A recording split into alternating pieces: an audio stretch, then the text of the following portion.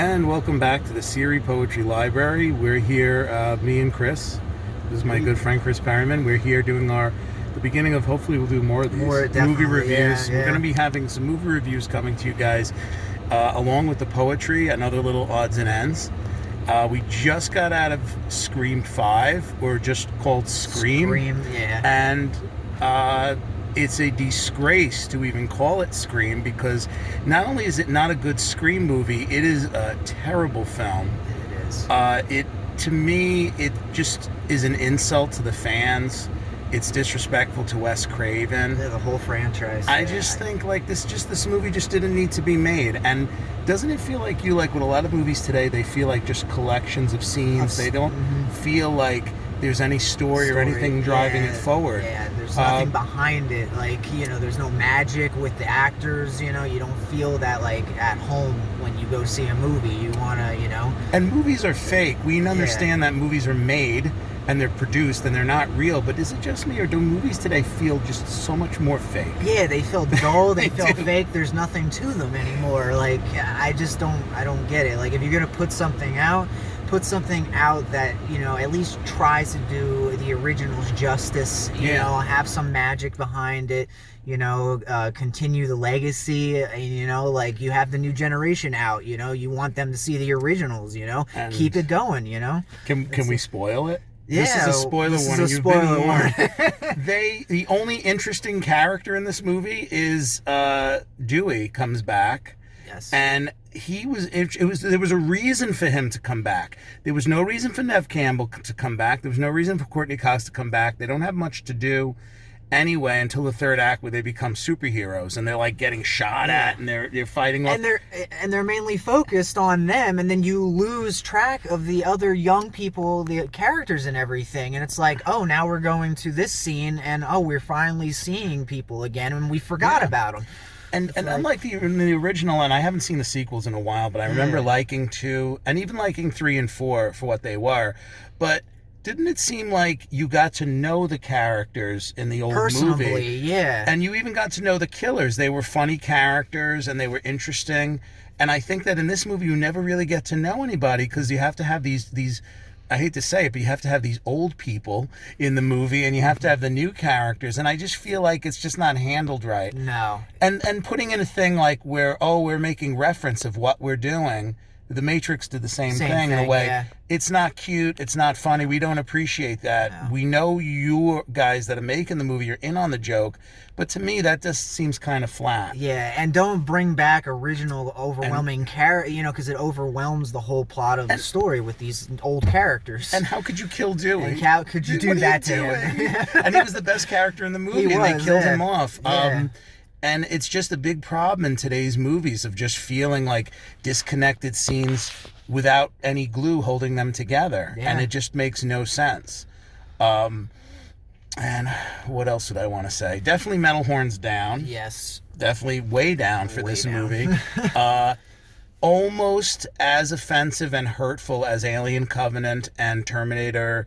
What was the last one? Dark Fate? Dark Fate, yes. But I think the reason why I hated those more is because I really loved the Terminator 1 and 2, and I loved Alien 1 and 2 a lot, and I had real great respect for that series. We're huge fans. We want to go see and support, the franchise. But when you give us stuff that's, nonsensical and it doesn't make any sense and there's not much plot to it, and you're just covering the same ground, it's going to ruin it for all the fans. What did you think of the dedication at the end? Oh my God. Where I started booing. That made it even worse, dedicating this movie for Wes. to Wes. Yeah. How dare you? He would even roll over in mention- his grave. He is rolling over right now, and I feel bad because it's this is heartbreaking if you're a Wes Craven fan, which we are. We love his movies. And he was a good guy, too. He wasn't just a good filmmaker. He was a genuinely nice man, and he made some great work. And to say, we're doing this for Wes, you're not doing this for Wes. No. So definitely, I don't know if there's anything else to say. Yeah, there's not much to this movie to say except say negative about it. Don't see it. Yeah, it's not worth it. Don't see it. This makes Scream 4 look like Citizen Kane. Yes. And if you do see it at a reasonable theater, because it's not worth $14 and up. No, so. It's not. And mostly, you know what the thing too, another quick point is that there's supposed to be a level of humor in these movies and a little bit of a wink at the audience and a little bit of humor. This movie, there was not one thing that made us laugh.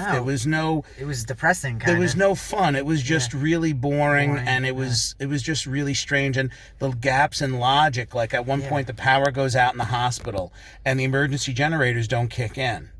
In a hospital in California, there's no emergency generators. Nobody working in the hospital. Nobody on night crew. There's no in a hospital, and the scene where the woman is told that her son's going to get killed. She's a sheriff. So what she does is she races home to her kid. She puts on her sirens and she calls the police. Yet by the time she gets to her house, the killer takes her out and then has the time to wait for her son to set the table for dinner and then kill him. And the cops have not arrived yet. I mean, again, this is California town. There's going to be cops. This isn't in the middle of the woods. I mean, it was just. How do you have so many hiccups in a movie?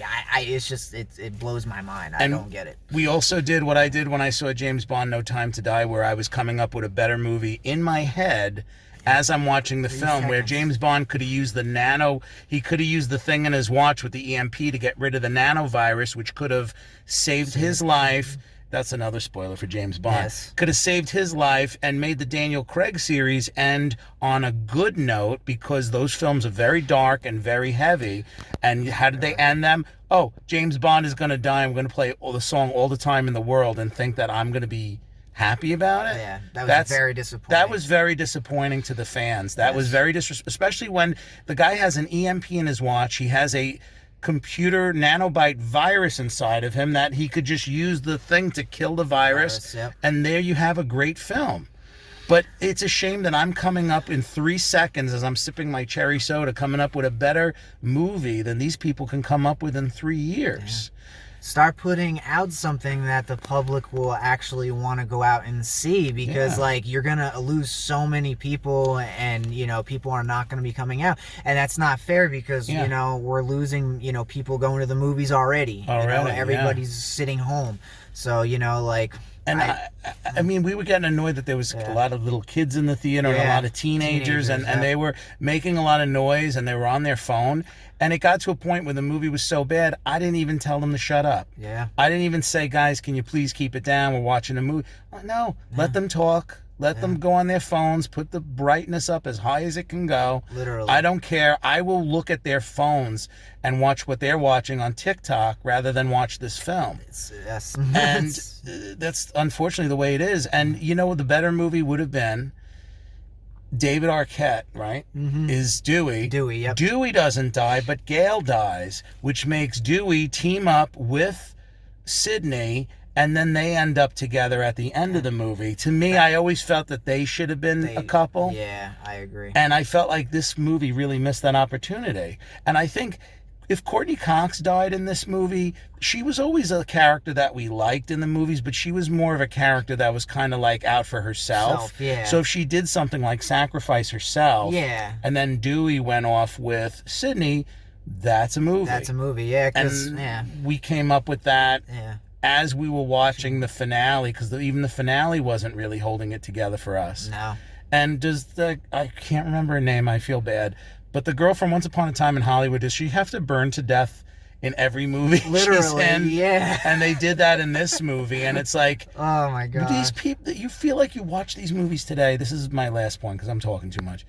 You feel like watching these movies today, and it feels like the people making these movies have only started watching movies 5 years ago. 5 years ago, it's true. They can't go back, and they don't know anything about story or composition. No. And the idea of the whole thing about the first movie too is a lot of it was to do with movie watching culture and video store culture. Now there's no more video stores. I know sometimes the kids get together online and they all watch a Marvel movie together.